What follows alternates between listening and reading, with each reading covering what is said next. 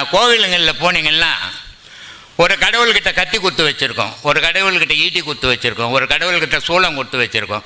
கடவுளுக்கு இதெல்லாம் என்னத்துக்கு மனிதன் அடக்கிறதுக்கு தேவையா? ஒரு கண்ணால் அப்படி பார்த்த உலகம் அழிஞ்சு போயிடும்.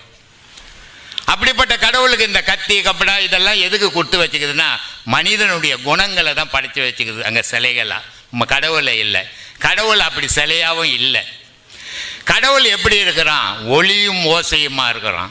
அந்த ஒளியும் ஓசையுமா நீங்கள் காணணும். நான் என்ன பண்ணோம்? நீ உங்களுக்குள்ள ஒளியும் ஓசையும் உருவாக்கணும்.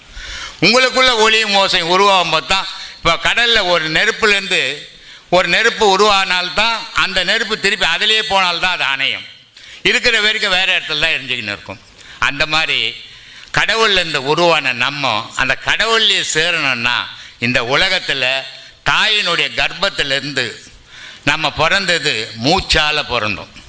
மூச்சின்னு ஒன்று இல்லைன்னு சொன்னாக்கா வெளி உலகத்துக்கு தாயினுடைய கர்ப்பத்திலேருந்து வர முடியாது.